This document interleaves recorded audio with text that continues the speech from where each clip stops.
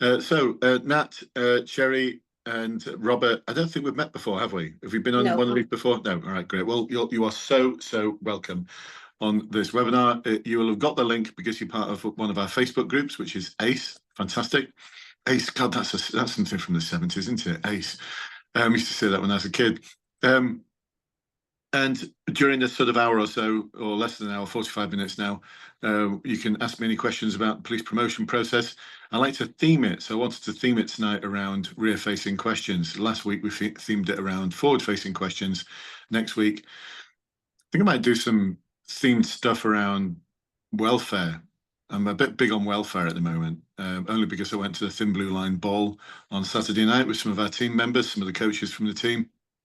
We're looking to adopt the Thin Blue Line charity as our chosen charity. I think they do amazing work. Anyway, more about that in a moment. Yeah, we'll probably theme it around welfare and retention next week. So why should you listen to me? Because you might be thinking, who is this guy? Why should I listen to him?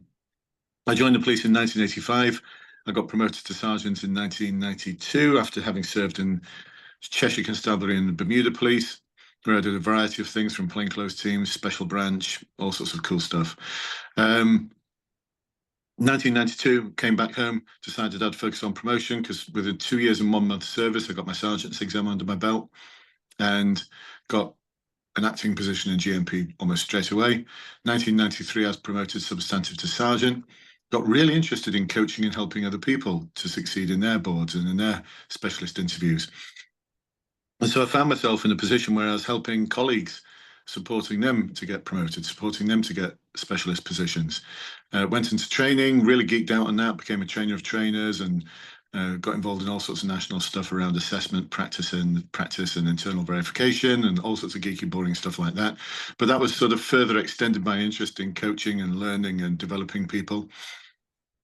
Roll on lots of years, helped hundreds of people in recruitment. I've helped thousands, including yourself, Robert. So from 5 years ago, great to see one of our alumni coming back. Supported thousands, especially in the field of police recruitment.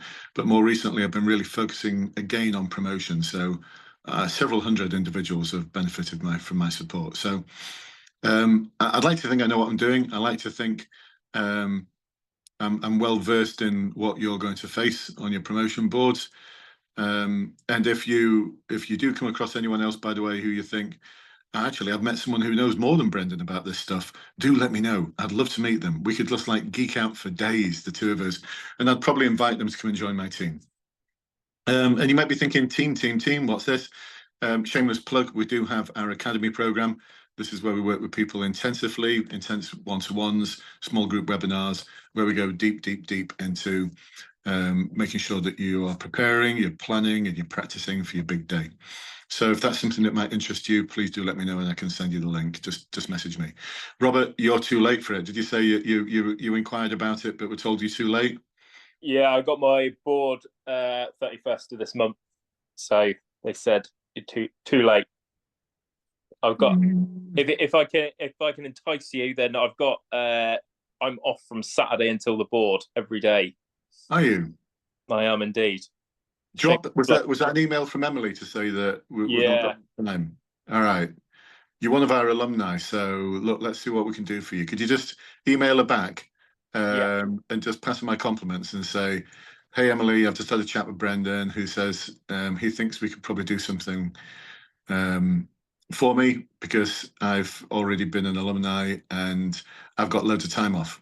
That's the thing that we look for is time off. It's not the amount of days you've got, it's the amount of time off, it's the amount of quality time you've got to devote in those days. Yeah. So that's the important thing. So let's do that, Robert, and we'll see if we can hook you up with a discovery call tomorrow. It's not as it used to be. There's no online course. Well, there are online material now, but it's all, we choose to work with a much smaller number of people, but more intensely, as opposed to working with lots and lots of people, but not very intensely. Yeah. I was finding I wasn't serving people very well that way. So, drop Emily a line and let's see what we can do. All right. Yeah, brilliant. Thank you. Let's open the floodgates to any questions about rear-facing questions. Questions about rear-facing questions. So, what do we want to know? How can I help? How can I help the team tonight? I'm happy to jump straight in if nobody else. Well, I've already started talking, so I'm just going to do it. Right. Just quickly, so I don't know how everyone else's boards are working and stuff. So we've been given the 4 questions that we will be asked in the board. So my understanding is the brief is they would all be rear-facing questions, i.e., like tell us about a time or experience that you've had, and then obviously explain situation, task, action, review, but obviously with a bit more at the start. So yeah, I think a really brief overview of what we actually mean by rear-facing question. Mm-hmm. And did you say you've been given the questions already? Well, so we've just been given the CVFs that they'll be asking questions on. Oh, right. Well, that's as much help as a chocolate fire log. No, chocolate fire guard. That's the right phrase, isn't it? It does narrow down slightly from the what is now, is it 8 or 9 to the 4. So yeah, which 4 have you been told? And I'll tell you why it's still not that much use. Respect and empathy. We are collaborative, emotionally aware, and one other that I definitely know, but can't think of off the top of my head. And the other one? The other one. All right. The reason I say that is if we look at the first thing before we actually start looking at structure, good structure, is how you may think, oh, that's awesome, that. So if I look at respect and empathy, the new behaviors within respect and empathy, and then I look at emotionally aware, let's find that. Sorry, my notes are all over the place. Public service, respect and empathy. All right, one sec. Okay. So, right. I'm doing this on the hoof only because you mentioned respect and empathy and emotional awareness. So this is where it can get a bit confusing because you think, all right, so respect and empathy, that's really easy. I'll get an example of that. I'll get an example of emotional awareness. But straight away, when I look at respect and empathy and I look at the behaviors within it, the first behavior on we show respect and empathy when we treat everyone with dignity and respect, even in challenging circumstances. In emotional awareness, I communicate effectively and compassionately, tailoring my communication. They sound pretty similar to me. I seek to understand my own emotions under pressure. I reckon is an emotional awareness. Respect and empathy, I recognize and manage my biases. Now, these are just at level 1. Now, you're going for promotion. So already we're finding some crossovers that I know you might think, oh, they're very different, but effectively they're around treating people with dignity, tailoring your communication, so you're compassionate with people. If you're treating people with dignity and respect, then you're communicating in some way. Well, emotional awareness, I communicate effectively and compassionately, tailoring my communication. I seek emotional awareness. I seek to understand and manage my own emotions. Examples of respect and empathy. I take action to understand and appreciate other people's experiences, values, and beliefs. So again, very, very similar. So the trap can be thinking that, all right, I've got my answer for respect and empathy. I've got my answer for emotional awareness. But there's so many different questions you can source from each one of them. So again, if I look at emotional awareness level 2, let's just scan it a little bit because it has been changed. So help people learn from their experiences and emotional responses to support and improve their performance. So there's a question about performance there. I monitor the well-being of others. There's a question about well-being.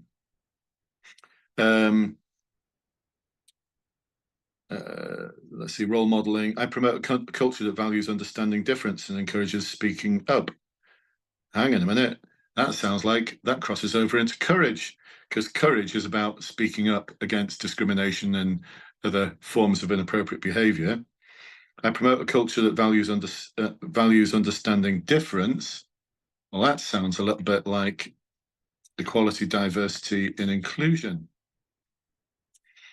When we look at respect and empathy, I promote equality and celebrate difference. So can you see where the confusion might come in, Robert? Yeah, so this is sort of where I'm at. Like, so obviously the paper sift got those examples, but then it's as some of your videos say, you've got to get that deeper level. Yeah. And that, So, all right. So, if you're looking at respect and empathy, what sort of questions are you expecting then? Because if we know what the CVFs are that we're going to get asked questions about, we need to start thinking about, right, what are the questions that are going to get asked. Are you that far ahead yet? so not overly, like, because respect and empathy is obviously a new one where that wasn't included in our paper sift. So it is sort of reading it for the first time and being like, and I had exactly the same thoughts of, well, is this not just we're emotionally aware? So what are they looking for? Like, what is the clear difference to make? Because they're going to ask me the same question or a question on both. How do I distinguish those answers to make sure I'm making sure that my answer is tailored to those, and I'm not just repeating myself, because I don't want to bore them to death. Absolutely. Well, they should have prepared questions that are different. That's the first thing. But I wouldn't necessarily bank on it, because in the online assessment centre to join the police, I know you're all beyond that, but there's two questions, one from public service and one from respect and empathy, that are pretty much identical to each other. So, again, examples of public service seek to understand and address the needs and concerns of different communities. Where is it? And then emotional awareness is about understanding the concerns of others. So there's so many crossovers that it just drives me nuts that, you know, they had this opportunity in 2024 to take a fresh look at the CVF from 2016 and create something that's far more user-friendly. But instead, they came up with something which is equally as confusing to people. And, you know, you'd be pleased to hear still has a wheel of confusion. You know, so they seemed obsessed with this, by the way, at the College of Policing, these wheels of confusions. So they got rid of the clusters, which was interesting. The competencies haven't changed that much. Some of the wording, I think, you know, one of the things that they've done with the competencies is they've taken the old wording from 2016 and put it into ChatGPT and said, this is from 2016. Could you like take a fresh look at this and just make it a little bit more 2024? And I think that's as much as they've done. You know, could you perhaps like simplify it a little bit, make it a bit more user friendly, make it a bit more 2024? And so they've just sort of, for me, they've just sort of rinsed it through ChatGPT. And you might be thinking, oh, they'd never do that. Really? But that's what it genuinely looks like. But they have messed about with the values. So respect and empathy crosses over with public service so much. Courage is very unique now. That's the old integrity and impartiality. Respect and empathy is the old transparency and bits of impartiality, and public service remains pretty much the same. So there's been a lot of messing around, which has probably confused a lot of people, because you'd be thinking, what the hell are they going to ask me? So should we dive in first of all before we look at STAR and SAL and CAL and SOAR and all the different models to answer rear-facing questions? Should we play around with this a little bit, Robert? And just is that okay with everyone else? Is that helpful, by the way? Is it helpful? Just give me a thumbs up if it's helpful if we do that. We just sort of look at how we actually derive the questions that you might get asked. Does that sound good, Robert? Yeah. Awesome. Yeah. All right. Okay. Well, you keep your mic open, and let's dive into emotional awareness then. You haven't got emotional awareness in front of you, have you? What the what do you call it? Yeah, the behaviours. I've got it in front of me. Yeah. Yeah. Have you found this confusing as well, Robert? That whereas the old 2016 version was all contained in one PDF. Yeah. Now it's scattered across different web pages on the College of Policing website. I had to go to eight different pages on their website to peel off the new CVF, because each one has got its own unique page, which quite frankly is ridiculous. I can't put them together as a PDF, because I did think I could just have one of my VAs combine all of this and put it into a PDF. But then it worked out I'd be breaching copyright, because I'm actually duplicating material, which is copyright material, and turning it into something fresh. But if there's anyone ever watching the recording of this from the College of Policing, turn the bloody thing into a PDF. It's not that fucking hard. Seriously. I know big sweary words and everything, but asking people to go to like 8 or 9 different pages on your fucking complicated website only to put together something which you could do this would take someone 10 minutes to do. Turn it into a PDF and load it onto your system so everyone's got a PDF. Does that not sound like a sensible thing to do, everyone? So Yeah. I sort of started creating like a table of that. So each bullet point, and then Yeah. how, when, why, or what, how, why. Sorry. Okay. So that you might be thinking more about forward-facing questions when we look at sort of why, how, what. But anyway, we'll explore that in a moment. So let's take a look at emotional awareness. So straight away, there's a number of potential questions leaping out at me here, absolutely leaping out at me. And one of the things to bear in mind is that the behaviors within each one of the competencies aren't, you don't have to hit each one. Some people are like, I've got to hit every one of them. You won't remember them all. On the day of your assessment, on the day of your board, I guarantee you will not remember all of the behaviors with each one of the competencies. If there's anyone out there who can, then I so want to meet you, because you've got the mind of a computer. You're clearly at Einstein level, but there's no one I've met who can remember all of these. I work with this stuff every day and I can't remember them all. All right. So if any of you are thinking, I've got to remember them all, I've got to remember them all. No, you don't. Because here's another little secret for you. Can I just share this with you? Don't tell everyone, but the people who are assessing you on your board, they know jack shit about the CVF. I mean, Robert, who's going to be assessing you? Who's going to be on your board? HR, a sergeant, and I want to say an inspector. All right. So you're going for the rank of sergeant. There's going to be a sergeant, an inspector, someone from HR, 3 people. That's a bit over the top for the rank of sergeant, don't you think? It's like, anyway, typical police. The boards haven't changed, by the way, since 1992 when I did mine. They just have not changed, or 1993 when I did mine. Sorry. No, I went for a board in 1987 actually, because I know I go off at tangents. So apologies, I go off at tangents. It's just my head is wired like that. But I went on a board for the fast track system. It was called the High Potential Development Scheme back then, because I came in the top 200 in the sergeant's exam. I was right smarty pants. I came 48th in the country. Like that. It's the first time I've ever done it okay in any exam. Prior to that, I was a train wreck. I was absolutely rubbish as a student. But I found something I loved, policing. And so because of that, you automatically had to go for a board. Like you had no choice. And I was like trying to tell the superintendent, listen, sir, I don't want to be promoted. I am 23 years old. I love locking bad guys up. And on my days off, I drink mucky beer and chase girls. That's all I do. That's just what I do. I do not want to be a sergeant. You're going. I'm going to embarrass everyone because I know fuck all about the rank of sergeant, except what I've studied from a sergeant's exam. And he was like, you are going. Don't embarrass the division. So I went and embarrassed the division. I went there and got asked loads of really tough questions. I was just sat there just going, I haven't given that any thought. I'm sorry. Just like no thought whatsoever. Why are you even here then? I said this to the superintendent. I didn't want to be here. I like locking bad guys up. I love being a PC. And on my days off, I go chasing girls and I drink mucky beer. And that was it.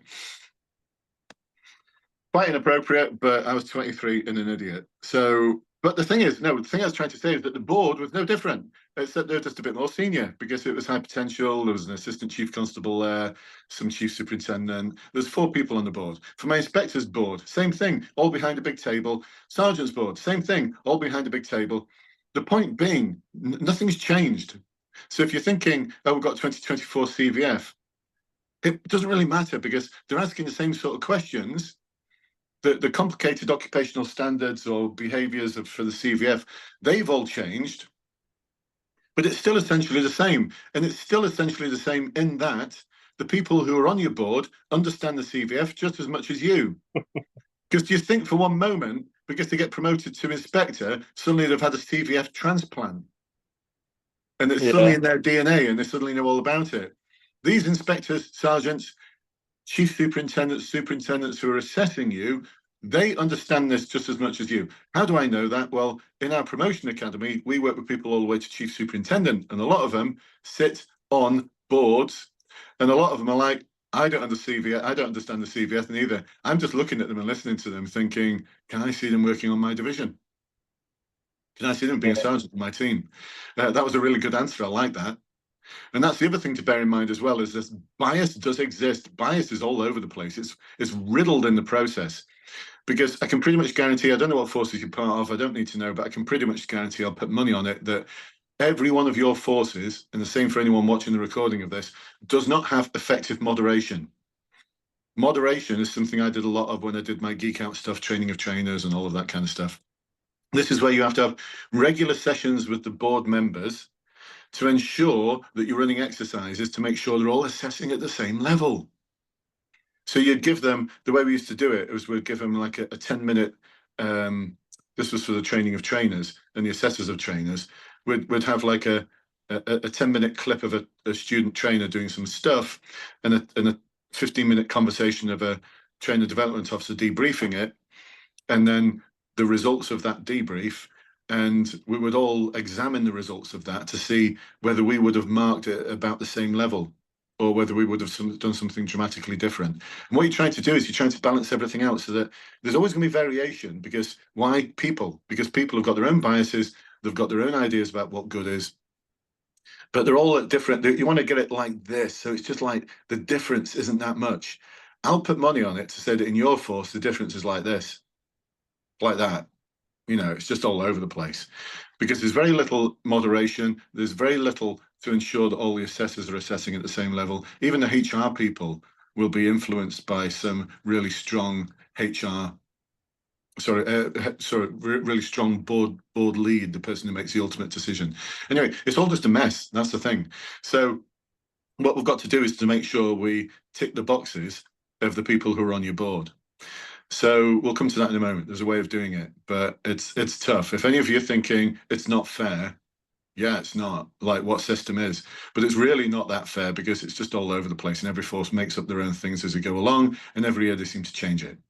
All right, it's not a gripe. It's just this is the way it is. So I just want to make sure you're all aware of this is the way it is. Anyway, I'm bouncing around all over the place, which I often do. By the way, if any of you got any questions, just wave your hand in the air like you just don't care, and you can jump in with any questions now, because if we save them for later, it's probably going to be 10 to 7 and too late, and you probably forget them anyway by that point. So it's like lots of people who don't understand the CVF assessing you against something called the CVF. Even the people in the HR, you know, they probably look at it and think this is really confusing, because the more aware you are of things like personnel evaluation standards, which is what I geeked out on, the more you look at stuff like this and think it's really confusing, because whoever put it together is clearly very clever, but there's probably a team of people putting it together. So some people worked on emotional awareness, some people worked on public service, some people worked on respect and empathy, and they came up with some really good behaviors for those individual titles. But what they didn't realize and check on is that they all cross over. They all cross over, and it just makes it a muddled mess. So the reason why I'm saying this is that we need to use the behaviors as a way of deriving potential questions so that we can then start practicing them in a really good, structured and detailed way. Does that make sense, Robert? Yeah. Does that make sense to everyone else? Give me a thumbs up, or give me a wobbly thumb if it doesn't. All right, awesome. So if we look at emotional awareness, we'd look at level 2 for sergeant. If you're going for inspector or above, I'd probably say go for level 3. Even though they may say you're being assessed against level 2, just be a smarty pants and just go for one level up. Rank of sergeant, I wouldn't recommend going for level 3 because it's just a bit too strategic. I was talking about organizational culture as opposed to team culture as an example. But emotional awareness level 2. So straight away, we've got a question there, the first one. I don't know, I'll bounce it back to you, Robert. So you know you're going to get a question on this. What questions have you come up with that you could potentially get asked then? So emotionally aware, I think it was about I can't remember the exact question, but I know for the paper sift, when it was an emotionally aware one, I basically used an example of I had a tutee who joined under the DHET program. He had a number of personal issues which was clearly affecting his work, and so I obviously took steps and included it in the process of working with him to make sure that he got through his tutorship, etc. To which is the organisation's ultimate goal, for him to pass tutorship in the time allocated, in order to so it saves money, doesn't it? Because the longer they're in tutorship, the more money it costs. The impact it has on the university, etc. If they end up not meeting the timelines set out by by the organisation and stuff. Okay, cool. In summary. Yeah, all right. So at the moment, are you in a temporary position, or have you been in a temporary position? I was in a temporary position for 3 or 4 months. Okay, all right. So the first thing I'd say about that example is, I'll be honest here. You know, don't do that at your board. Okay, good start. Yeah. Let's hope you do have time over the next 5 days, because otherwise, then I'm in trouble. Well, we've got a bit more than 5 days. What day you say your board was? 31st. What day is it now? 21st. I'm on a course at the moment until Friday. Well, your course isn't 16 hours long, is it? So I have to leave at 6, and I don't get back till 6. All right. So cool. Means you've got like from 6:30 until 11 o'clock at night, 12 o'clock at night to start working on your board. Yeah. Yeah. All right. So if you're serious about it, it's like this will consume all my life.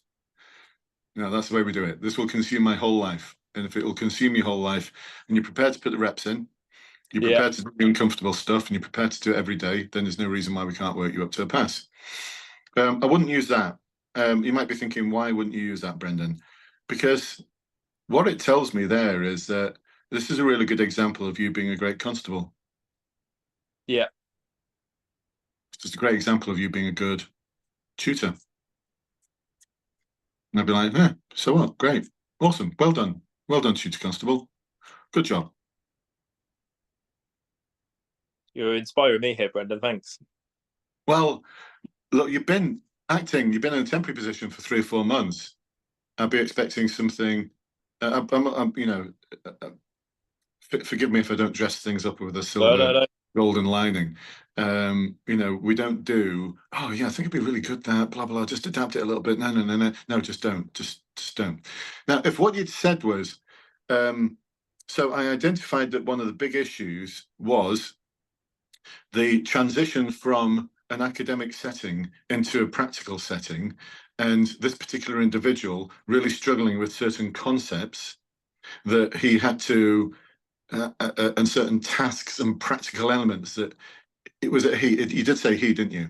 Yeah, that he had to do, and in particular around stop and search and dealing with domestic incidents and dealing with conflict situations, where it wasn't necessarily conflict as in violence, but conflict as in complicated conflict between two people, maybe a neighbor dispute or something like that that's gone completely over the top. I'm just plucking things out of the sky. So I started thinking, I wonder if other people, other DHEP students, are finding the same problem. And so what I did was I went to my sergeant, who said, I've not got time for this. So go and see the inspector or whatever. I went to see the sergeant, and the sergeant said, I'd love to be able to help support you with this. And I think you've probably got a point now, but I just don't have time. How about you do this? Or perhaps you went to the sergeant and said, I've noticed this. I think it might be a theme among other DHEP students. So I'd like to get further upstream of this, so that we are stopping this from actually becoming a problem before it becomes a problem. And Sergeant just go, yeah, great, get on with it, Robert. And so I did. And so what I did was I formed a little working group of DHEP students, spoke to other tutors, did blah, blah, blah, blah, went back to the training school, asked them to, if they could just give me a count of what the process was. And I identified that there's actually 3 big gaps. And the gaps were X, Y, and Z. So I formulated a report with some recommendations in it about how to address those gaps. And before I submitted it to my inspector and sergeant, I submitted it to all the other people who had been involved in the working group, and they all came back with some slight amendments, but broadly agreed with everything. And I also spoke to the training school as well to make sure that they didn't feel as though, you know, we were sort of slagging them off or anything. And what those 3 recommendations were X, Y, and Z. The sergeant and inspector met with them. They both really liked my proposals. But the feedback I got was actually trying to introduce all 3 of them at once would probably be too much. We'll just do a stepped process, introducing X first and then Y and then Z. So as I was in, and actually that was really useful guidance for me, but I'd not thought about that, because as soon as I started introducing X, I realized that had a big impact on A, B, and C, as well as Y and Z.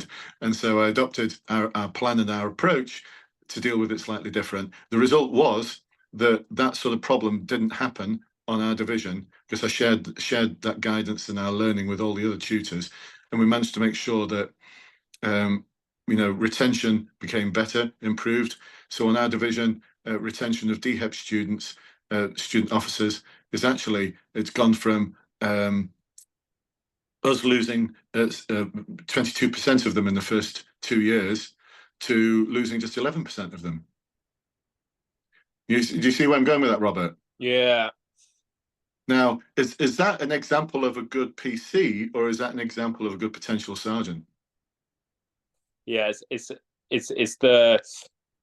passing the ball, isn't it? So you've identified the problem and you're working with people for them to, because essentially you've got DHEPs in to solve the problem themselves, haven't they? You've just organized it and been the figurehead of it, but they've given all the feedback and of how to do it, haven't they? Because they're doing the lived experience kind of thing, and you sort of just identified it and run with it, but got all the information from them. So it's that.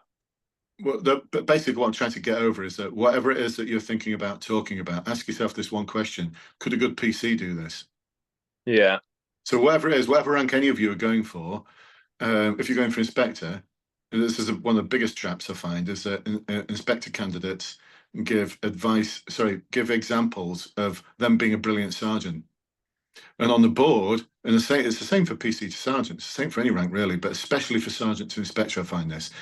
And when I do one-to-ones with our clients, our academy clients, sometimes it does seem a bit brutal, but there's no point in trying to, what's the old phrase? I don't know if this is appropriate anymore, but there's no point trying to dress up a turd, is there? Like, if it's a turd, it's always going to be a turd. It's never going to be anything else.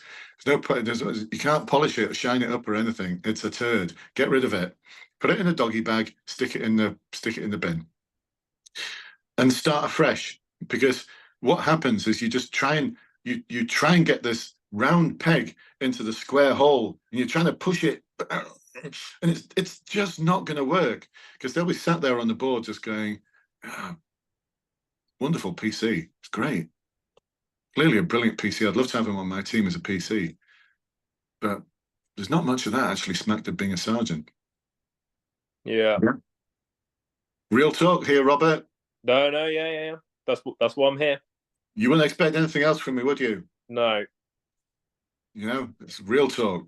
Yeah. So, all right.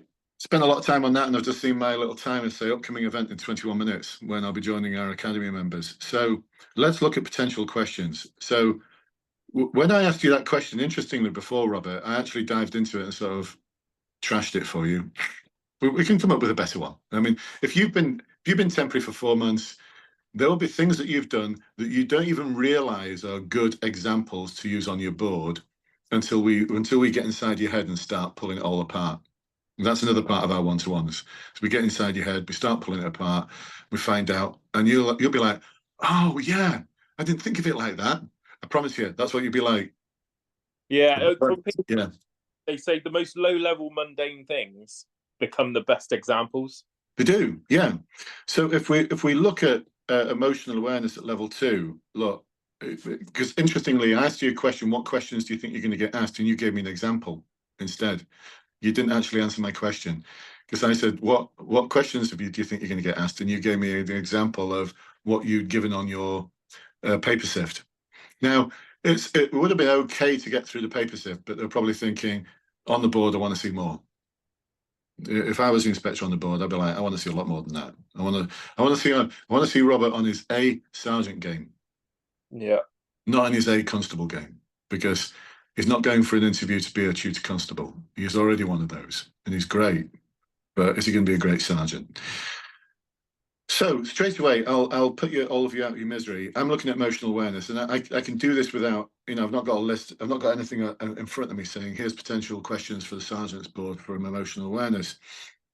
But I can look at these behaviours straight away and see that from the first behaviour, I hope people learn from their experiences and emotional responses to support and improve performance. So straight away, I'd be looking at a question there about what have you done in the past to improve performance around contentious areas of policing. Because if it's contentious, then there's going to be emotional responses. So can you think of a contentious area of performance there, Robert? So in general, or our particular force, which is having issues, Or your, without naming your force, but particular issues. Without, of course, a rider for all of you here. Please don't mention anything that I wouldn't be able to find out through an FOI or by looking at your HMIC report. So anything that's internal, please don't mention it. But I could probably find out a lot just from looking at internal reports that are available in the public domain. But yeah, you don't need to mention the force. But I'm going to guess actually improving performance around, I don't know, vulnerability. Is that one of them? yeah. Yeah, thought it would be. It's just the same for every force. They're all struggling with vulnerability. They don't even know how to measure it. That's the first thing. Now, how do you measure it? How do you measure vulnerability? So tell me about something, performance around vulnerability that's contentious. And when they talk about an emotional response, this is the sort of thing where bobbies are belly aching about it all the time because the bosses just don't understand, you know, that sort of thing. So the new right care, right person, right care policy is that a lot of forces have started to adopt now is obviously quite contentious, isn't it? And I don't think it's contentious at all. I was doing this like 15 years ago, but because I was an inspector, and I didn't put a posh name on it, and I wasn't in the National Police Chiefs Council. It didn't get adopted. But on my team, so I'm just going off at a side tangent here. We did this 15 years ago. When social services rang up at 5 o'clock on a Friday afternoon, and that is a thing, isn't it? Like they really do ring up at 5 o'clock on a Friday afternoon, and they say we've got this problem, blah blah blah blah blah. I'd be looking at it thinking, I used to speak to my sergeants, why are we taking all this shit on? Oh, because the high risk this, high risk the other, blah blah blah blah blah. Yeah, but whose problem is it? It's a mental health problem. The clue is in the second word, health. It's about social care. The clue is in the first word, social. Social services, mental health services. Who should be the owner of this? And they'd be like, well, they should, but they give it us all the time. Well, we are allowed to say no, but in a supportive way. And I remember having this conversation with my sergeants. They'd be like, yeah, but if we say no, what happens if something happens? Well, it's about making sure the right person's got ownership of this. So when after that, when social services rang up on a Friday afternoon or mental health teams or whatever, we'd say that sounds like a really complex problem and we'd love to support you in every way we possibly can. How can we help you? Oh, we don't want your help. We want you to take it over. Oh no, we're not doing that. How can we help you? Oh, we're all going home now. Well, clearly one of you as a minimum isn't, because we are not taking this off you. We're not taking this off you in its entirety, but we are offering you our full support. How can we help you? How can we support you? How can we enable you to take the lead on this and effectively resolve this problem? Does that make sense, Robert? Does that sound like right person, right place, right whatever the hell they've come up with? yeah. That's and the contentious in it is obviously the public perceiving that we're not going to help people when our first job is to protect the public, and then officers being like, I'm not a mental health worker, and then obviously in that leadership role finding that balance of an understanding in the rationale to do it. So this is where I've seen it all now. I've seen these wheels go round and around and around. Actually, I used to get bollocked for it because I'd have superintendent saying, I've had the director of social services all upset because he wouldn't take on the thing, whatever it was, blah blah blah blah blah. And I'd be like, well, why should I? It's got nothing to do with us. And I offered them our support and help, and they got all ratty and shitty. They got shitty on with me about it, and said, "Well, if that's your attitude, then we'll deal with it ourselves." And right, okay, deal with it yourselves. But our help and support is always going to be there for you. And the rest of the time, actually, most of the time, they'd say, okay, right, okay." Because the thing is, for some of these things, and I'm getting emotionally involved in it as well. That Bobby's knocking on the door. The hospital has said someone's walked out of the hospital. Can you see if you can find them? And we go and find them, and then they'd find them, and they're like, "Yeah, they're breathing. Yeah, but are they suffering from X, Y, and Z? I don't fucking know. I'm a police officer. I've done a first aid course for St. John's Ambulance. That's as far as it goes.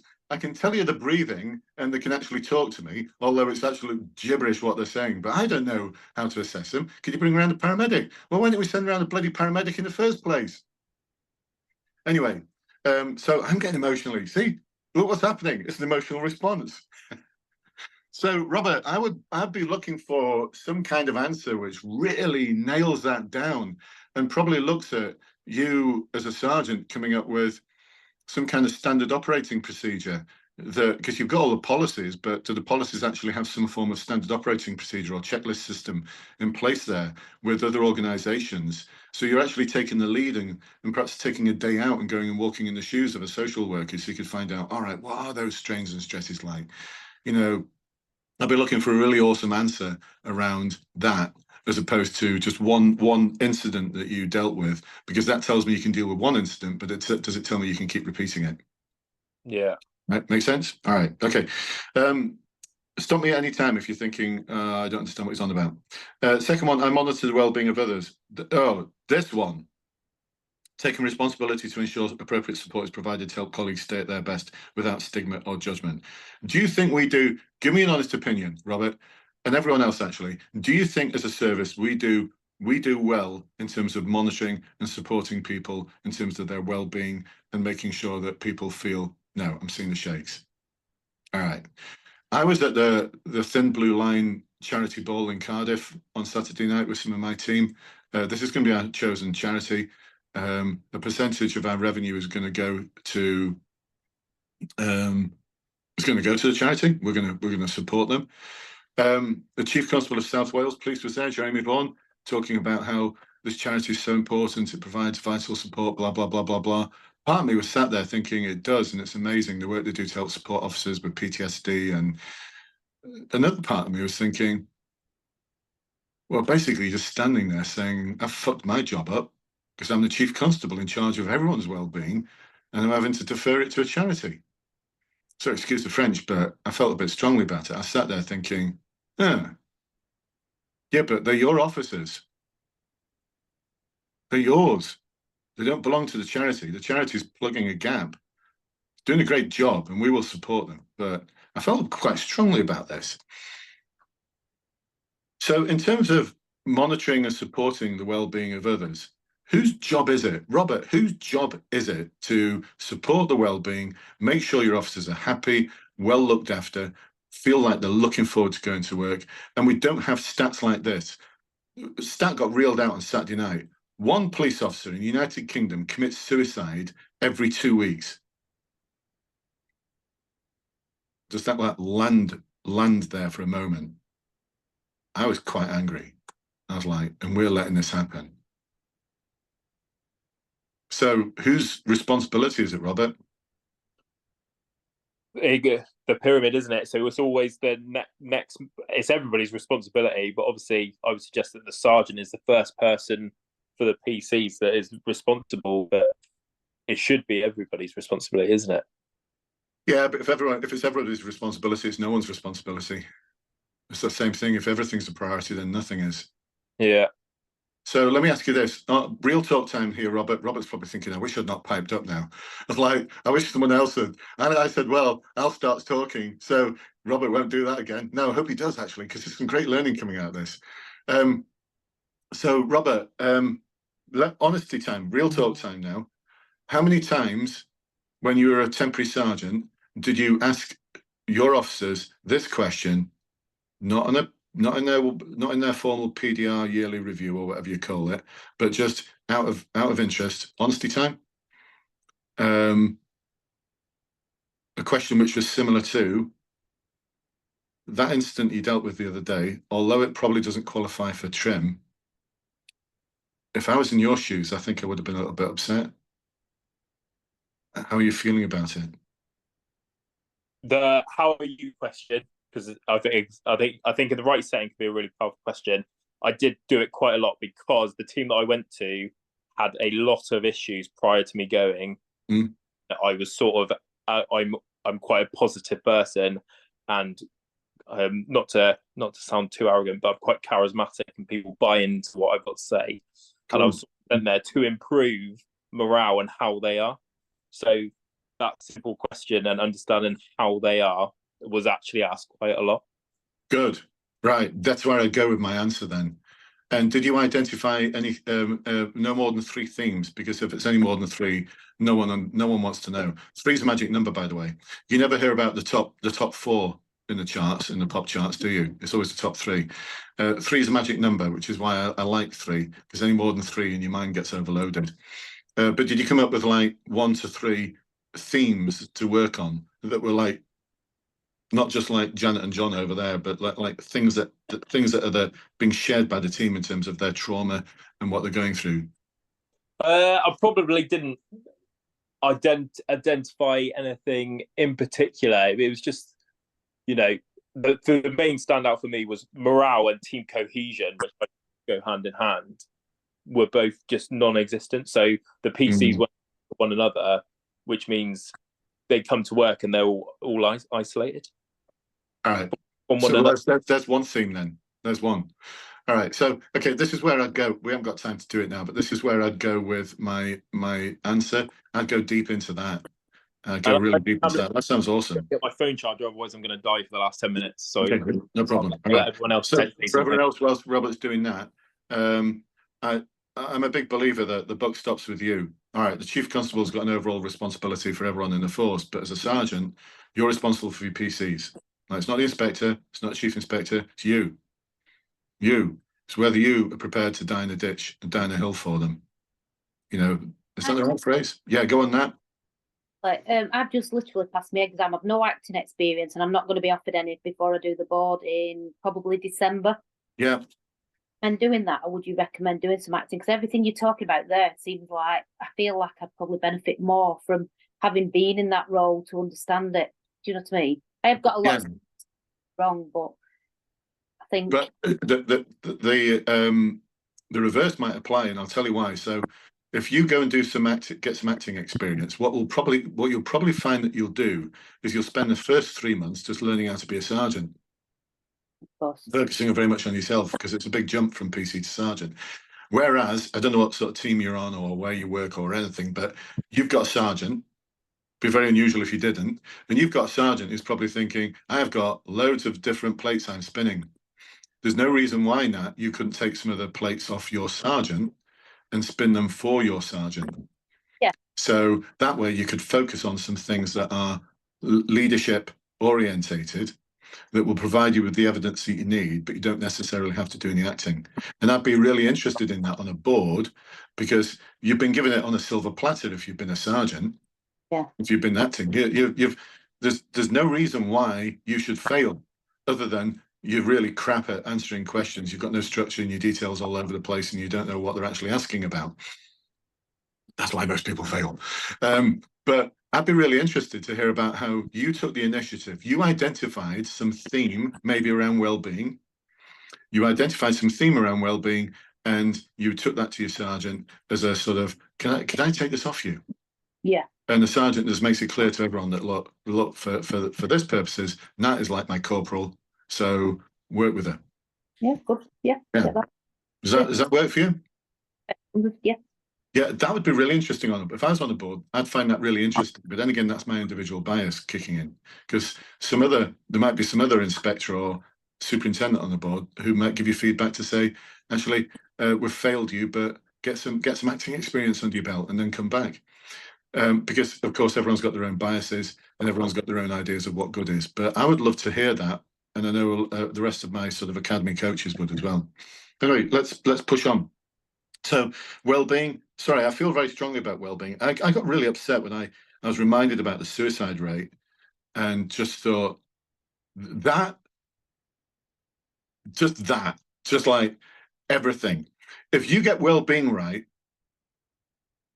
everything else will probably take care of itself.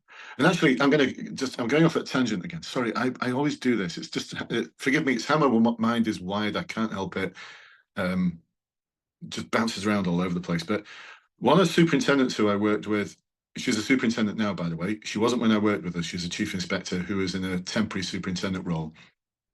She talked about, in one of her answers, she talked about, I'm going to put welfare and well-being front and center of everything I do. I said, right, what does that look like then? And she couldn't really answer it. And then we came up with a plan of how she was going to do that. And so, just as one example, at the start of every meeting with her chief inspectors and inspectors, the first agenda item was well-being. She'd want to know how the teams are. Give me the real talk version, not the bullshit for the superintendent version, but the real talk version. How's everyone doing? Because she was working in, well, not I'm going to say which force because I don't want to declare who she is, but she was working in a very high demand, very high intensity area around vulnerability as a detective, and you can probably work out what the sort of things she was doing. She was in charge of, or one of the areas she was in charge of. And of course, lots of her officers are going to be suffering from burnout and all sorts of PTSD. And so she put that front and center, just as an example. She came first in her force for the superintendent's board, and the reason why she did, they gave her feedback, was they really liked the way she did this. She put everything front and center. And what she'd talk about was, unless it was an operational briefing or an operational meeting prior to something that was an operational thing that had to happen in an hour's time, you know, some big operation or something like that, and you could park all the emotional stuff until later, but we just had some tactical stuff that we had to deliver. Most of her meetings they weren't at that kind of level.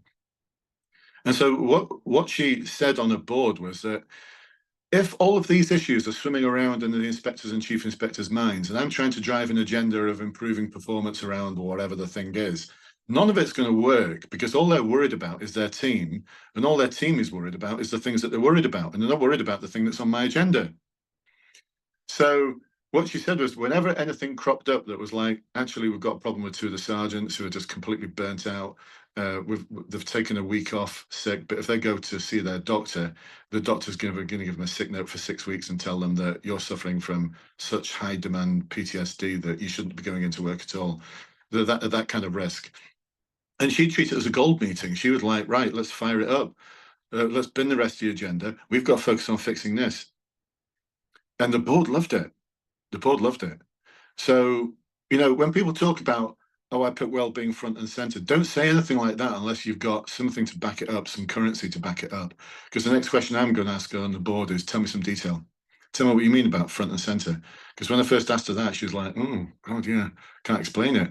And then so we had a lot of time to work with each other. She started putting all of these things in place. And interestingly, people were happier. Do you know the best way to demonstrate you actually give a shit about your team? Do you know what that is? Nat, do you know what the best way of actually demonstrating that you give a shit about your team? Do you know what the best way of doing that is? Go on, Nat, have a guess. No, go on, Robert, what would you say? Or Sherry, what would you say? Sherry, go to yourself. What would you say? Just having time for them, I think. I mean, I haven't done any acting either. I'm in the same position as Nat. But just getting to know them, I find, is really important, because I find a lot of sergeants don't know the staff. The conversations about everyday issues, not just work, you know. That's your starting point of very authentically doing it, but then you've got to build up. So yeah. What we look at on the academy program with our candidates is how we would build that up in a way that is authentic, which you are doing it in a systematic way to ensure that you are speaking with every one of your constables at least once every 3 months, or after any incident which could be potentially not trim, contentious, because trim will kick in, but something that's a slow drip.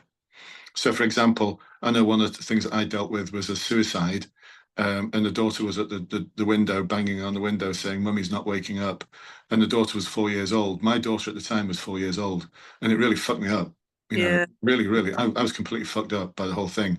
And I carried that with me until I declared it to the chief superintendent, just in tears one day. She just asked me, how are you? And I just burst into tears.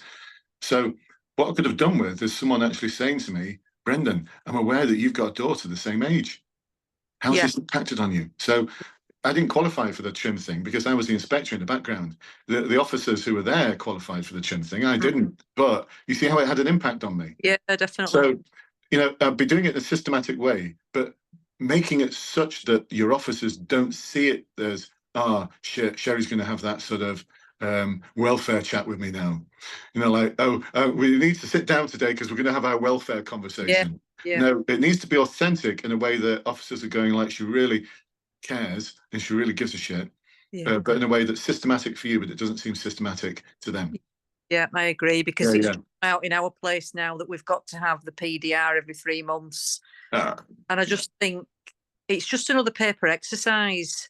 Ticking boxes. Yeah, and we're all against it in our office. I mean, we're all old school in our office, and we're just like, Sarge, don't bother. Just put what you put last time. You know, fill it in yourself. It's that kind of attitude towards. Yeah, I've seen it. Right, we've got to get out of that and get into. So it's a bit of a trick question, actually. The way of actually demonstrating that you give a shit about your officers is actually to authentically give a shit. Yeah. Just as simple as that. But demonstrate it, because when people say, "Oh, I really care about welfare," like this superintendent did, and I'm like, "Yeah, how? Show me how. I want to see that you're doing it in a systematic way that doesn't seem systematic to your team." Because as soon as because you've just told me there, oh, PDR time every 3 months, just write what the fuck you want, you know, just I don't care, just write some. No, actually, the sergeants, I know the sergeants will be saying to the PCs, write your own shit. Yeah, Yeah, write your own shit and I'll just sign it up for you. Yeah. That is not giving a shit. No. But I would make sure that every 3 months at least I'm having that conversation. I'm asking people, so how are you feeling? And I'm not going to let them get away with, you know, living the dream. No, how are you really feeling? Yeah. So there's some counselling skills in here as well. But I'd be making sure that your staff see this as you authentically caring because you actually do give a shit and you do love them.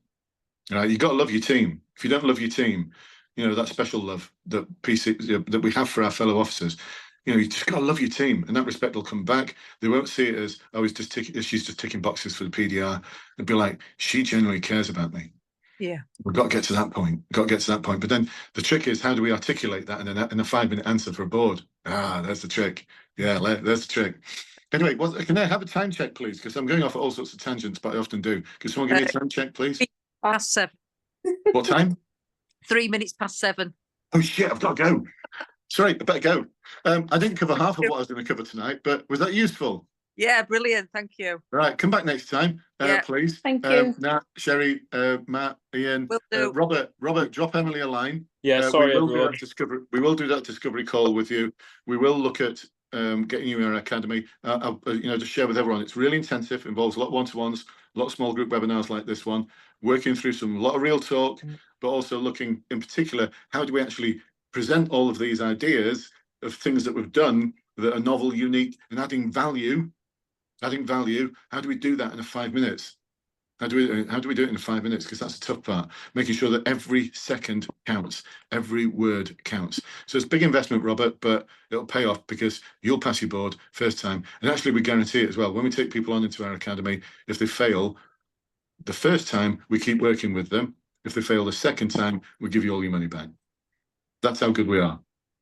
I'm just looking at Sherry's face there. She's like, that's serious. That's serious confidence. Yeah, we are that confident. We are that good. Thank we you are very that good. All right.